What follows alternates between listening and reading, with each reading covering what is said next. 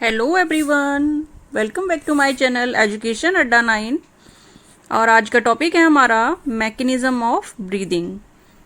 Mechanism of breathing जो कि chapter है breathing and exchange of gases का ही लेक्चर नंबर 2 का ये पार्ट है। इसी का टॉपिक है mechanism of breathing. Breathing breathing को हम जो है पहले पढ़ चुके हैं। ब्रीदिंग को एक बार रिकॉल कर लेते हैं। ब्रीदिंग क्या है कि ये एक पल्मोनरी वेंटिलेशन है जिसमें क्या है एटमॉस्फेरिक एयर को drone and CO2 rich alveolar air is released out. तो ये दो तरह से होती है। पहली है इंस्पायरेशन और दूसरी है एक्सपायरेशन। दो में डिवाइडेड है, 2 स्टेप्स इन्वॉल्व हैं इसमें। इंस्पायरेशन में आपको बताया था कि जो भी सांस लेना है वो इंस्पायरेशन है, यानी एटमॉस्फेरिक एयर को लंग्स तक पहुंचाना इंस्पायरेशन है। और एक्सपायरेशन क्या है कि जो भी एयर है लंग्स में उसको ब्रीद आउट करना। तो ये हमारा एक्सपायरेशन है। आइए इसको डिटेल्ड में पढ़ते हैं कि और समझते हैं कि इसमें एक्चुअल प्रोसेस इंटरनली क्या क्या हो रही है। इंस्पायरेशन के स्ट्रक्चर में जो कि इसमें दिखाया गया है कि एयर जो है लंग्स में एंटर कर रही है और एंटर करने पर क्या क्या चेंजेस आ रहे हैं। जैसे कि आप देख रहे हैं कि इसमें डायफ्राम क्या है, कॉन्ट्रैक्ट हो रहा है। ठीक है, डायफ्राम कॉन्ट्रैक्ट हो रहा है और रिब्स एंड स्टर्नम क्या है, वो रेज हो रहे हैं, वॉल्यूम में बढ़ रहे हैं। And the volume of thorax का जो वॉल्यूम है वो बढ़ जाता है। तो उसको स्टेप वाइज देखते हैं कि आखिर इंस्पायरेशन में होता क्या है।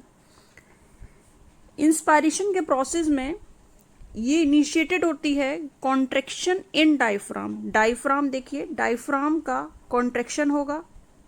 ठीक है, कॉन्ट्रैक्ट होगा, जो आपका डॉम शेप्ड डायग्राम है ये डायफ्राम। देन इसके बाद increase the volume of thoracic chamber. जब डायफ्राम कॉन्ट्रैक्ट होगा तो थोरेसिक चैम्बर जो है वो वॉल्यूम में इंक्रीज होगा। और दूसरा कि जो एक्सटर्नल इंटरकोस्टल मसल मैं आपको डायग्राम में समझाती हूँ। ये आपकी रिब्स हैं, ये कुछ इस तरह से मसल्स हैं। तो ये आपकी क्या है, रिब्स हैं। ये जो है आपकी इंटरनल इंटरकोस्टल मसल है, इंटरकोस्टल मसल है। जबकि ये आपकी क्या है, एक्सटर्नल इंटरकोस्टल मसल्स। ठीक है, यानी कि जैसे कि आपका ये आपका स्टर्नम है और ये आपकी कुछ इस तरह से रिब्स गई हुई हैं। ये इस तरह से कुछ आपकी रिब्स गई हुई हैं। तो ये जो पार्ट है यहाँ पर, जो मस्कुलर पार्ट है, ये जो मस्कुलर पार्ट है, तो इसमें मैं आपको दिखाना चाहती हूँ।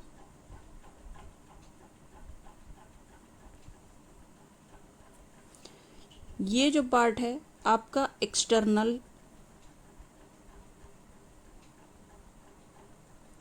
ICM यानी इंटरकोस्टल मसल है, जबकि इनर साइड में आपकी क्या है, इंटरनल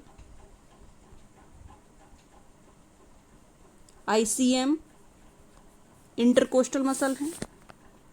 तो जब इंस्पायरेशन की प्रोसेस जब होगी तो ये जो एक्सटर्नल ICM है वो कैसा होगा, एलिवेटेड होगा।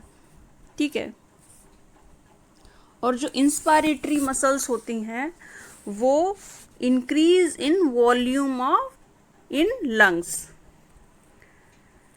तो क्या था कि द कॉन्ट्रैक्शन इन डायफ्राम में कॉन्ट्रैक्शन होगा तो थोरेसिक चैम्बर का वॉल्यूम इंक्रीज होगा। थोरेसिक चैम्बर का वॉल्यूम इंक्रीज होगा तो एक्सटर्नल जो इंटरकोस्टल मसल जो आपको अभी दिखाया, यानी एक्सटर्नल आईसीएम वो भी कॉन्ट्रैक्ट होंगी और रिब्स जो होती हैं उनको उठा देंगी, ऊपर की तरफ लिफ्ट अप कर देंगी। दूसरा क्या है, स्टर्नम जो होता है कॉजिंग इन थोरेसिक कैविटी डोर्सोवेंट्रल एक्सिस, तो थोरेसिक कैविटी वो भी इंक्रीज होगी। उसके बाद जो थोरेसिक वॉल्यूम है वो थोरेसिक वॉल्यूम के कारण ही जो पल्मोनरी वॉल्यूम है वो इंक्रीज होगा। तो यहाँ पर वॉयल्स लॉ के अकॉर्डिंग कि जब भी वॉल्यूम बढ़ेगा तो इन्वर्सली प्रोपोर्शनल होगा आपका प्रेशर, यानी वॉल्यूम बढ़ेगा तो प्रेशर कम होगा if the temperature is constant. ठीक है, तो ये इधर जो है अप्लाई होगा। तो इन पल्मोनरी वॉल्यूम, जब वॉल्यूम जो बढ़ेगा तो प्रेशर क्या है, इंट्रापल्मोनरी प्रेशर क्या है, वो कम होगा। इंट्रापल्मोनरी प्रेशर कम होगा यानी कि within the lungs pressure कम हो रहा है to less than the atmospheric pressure, जो कि एटमॉस्फेरिक प्रेशर से कम है। तो इससे क्या होगा, अब जब इतना डिफरेंस होगा प्रेशर में, तो which force the air from outside to move in to the lungs, तो वो फोर्स करेगा कि जो एयर है वो लंग्स तक आए, यानी मूव हो।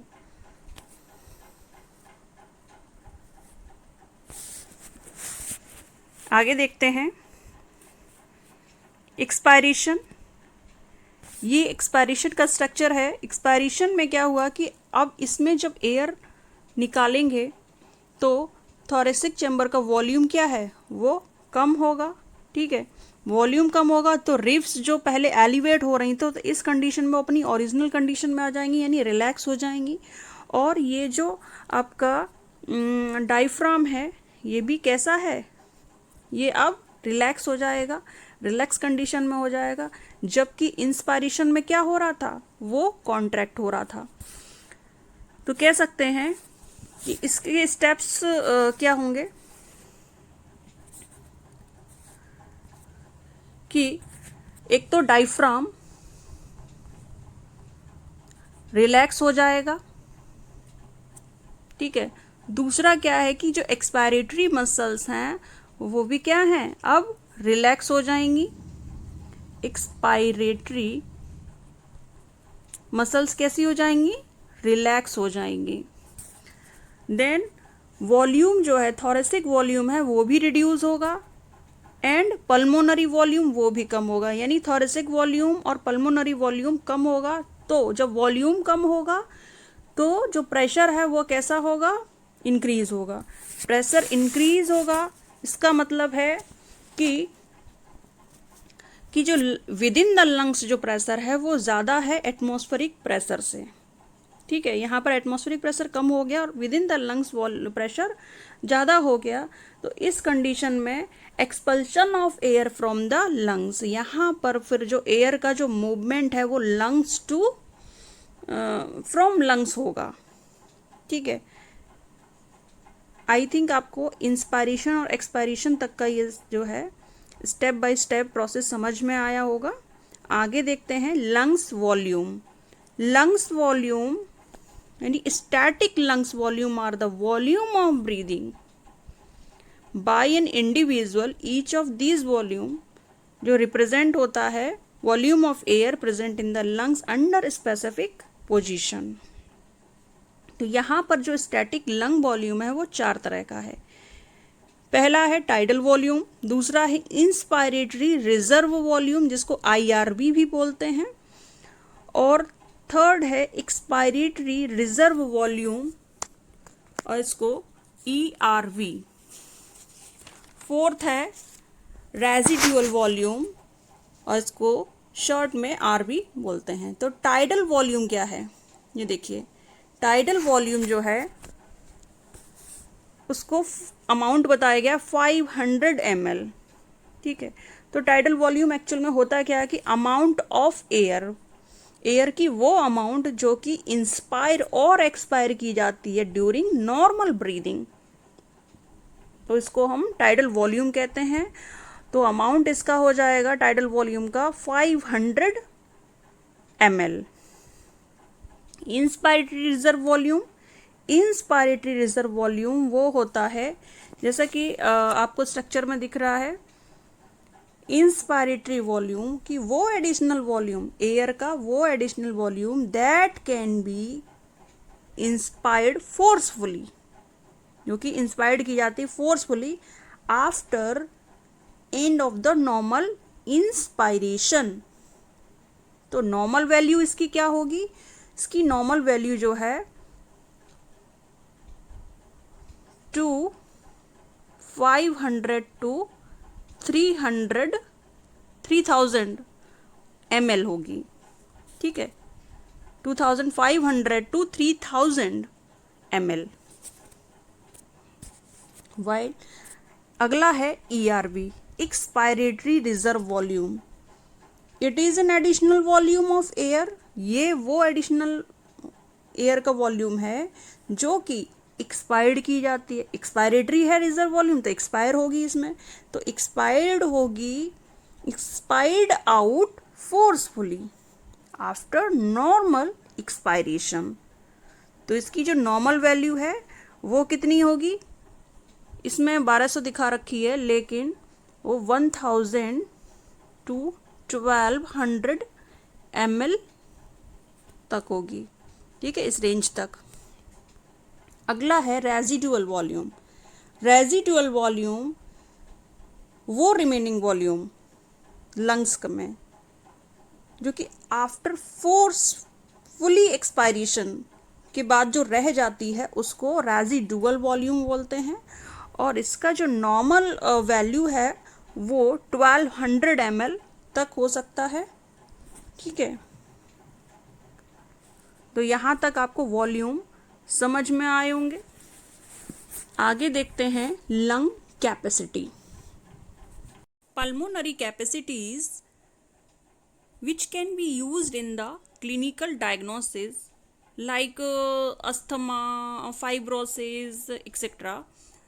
तो पल्मोनरी कैपेसिटीज़ क्या है कि वो स्टैटिक लंग कैपेसिटीज़ होती हैं कि जिसमें कॉम्बिनेशन होता है 2 और मोर लंग वॉल्यूम का। ठीक है, जो हमने लंग वॉल्यूम अभी ऊपर पढ़े थे तो उन्हीं को जोड़ने से, ठीक है, उन्हीं के प्लस से जो कॉम्बिनेशन बनता है वो हमारे क्या हैं, पल्मोनरी कैपेसिटीज़ हैं। तो ये भी आपकी 5 हैं। पहली है इंस्पायरेटरी कैपेसिटी। इंस्पायरेटरी कैपेसिटी में क्या होता है कि it is a maximum volume of air. ठीक है, इसमें क्या है कि सब वो ज़्यादा से ज़्यादा वॉल्यूम एयर का जो कि इंस्पायर्ड हो रहा है आफ्टर नॉर्मल इंस्पायरेशन। ठीक है, उसको क्या बोलेंगे, इंस्पायरेटरी कैपेसिटी। और यहाँ पर टाइपिंग में रह गया है, तो ये आपका कॉम्बिनेशन होगा, यानी IC आपका कॉम्बिनेशन होगा इक्वल्स टू TV प्लस यानी टाइडल वॉल्यूम प्लस IRV। ठीक है, IRV। तो TV यानी आपका टाइडल वॉल्यूम जो आपने पढ़ा है वो कितना होगा, मतलब नॉर्मल ब्रीदिंग में आपका एक्सपायरेशन और इंस्पायरेशन जो वॉल्यूम है वो आपका होगा टाइडल वॉल्यूम 500, जबकि IRV कितना होगा आपका 2500 मान लेते हैं, क्योंकि इसका जो रेंज पड़ा था हमने 2500 to 3000 तक देखा था। तो ये कितना हो गया आपका 3000 ml। ठीक है, ये आपका क्या है, इंस्पायरेटरी कैपेसिटी, जिसको IC भी बोलते हैं। अगला है एक्सपायरेटरी कैपेसिटी। ये क्या है कि it is the maximum volume of air that is expired after normal expiration. ये आपका एक्सपायरेटरी कैपेसिटी है और ये कॉम्बिनेशन बना है आपका टाइडल वॉल्यूम प्लस ERV। तो वही टाइडल वॉल्यूम आपका 500 और जो एक्सपायरेटरी कैपेसिटी का जो वॉल्यूम था वो आपका था 1200। तो आपका इस तरह से 1700 ml हो जाएगा आपका एक्सपायरेटरी। जबकि फंक्शनल रेजिडुअल कैपेसिटी क्या है आपका, कि it is the sum of residual volume and expiratory reserve volume, जैसा कि आपको दिख रहा है फॉर्मूले से कि ERV प्लस RV। तो आपका कैसा ये फंक्शनल रेजिडुअल कैपेसिटी है। और कह सकते हैं कि it is the volume of air remaining in the lungs after normal tidal expiration. ठीक है, तो ये आपका क्या है, functional residual capacity. Vital capacity, vital capacity वो मैक्सिमम वॉल्यूम होता है एयर का जो कि एक्सपेल आउट होता है forcefully after a deep inspiration. जब हम गहरी सांस लेते हैं तो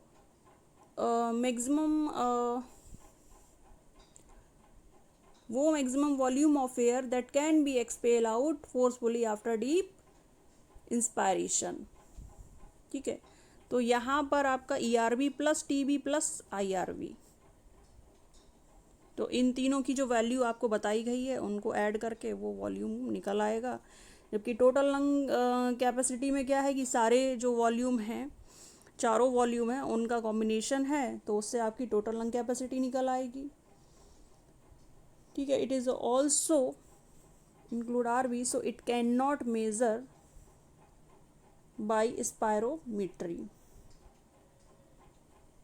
ये RV को इंक्लूड किए है, तो इसलिए इसको स्पायरोमीट्री से नहीं किया जा सकता है, मेज़र नहीं किया जा सकता। स्पायरोमीट्री क्या है, स्पायरोमीट्री क्या है कि वो प्रोसेस जिसमें क्या है कि volume of air that moves, यानी कि इनटू अंदर आएगी और बाहर निकलेगी लंग्स से, द रेस्पिरेटरी सिस्टम। तो वो क्या है कि वो डिवाइस है, कॉमनली यूज्ड किया जाता है measure the volume of pulmonary volume is a spirometer and बोल सकते हैं respirometer. So recording of breathing is termed as spirogram. So I think आपको ये लेक्चर अच्छा लगा होगा, और अच्छा लगा है तो फिर अच्छा काम करना है, लाइक शेयर एंड सब्सक्राइब। और आप इस चैनल पर नए हैं तो सब्सक्राइब ज़रूर करें हमारे आने वाली वीडियोस के लिए। Thank you.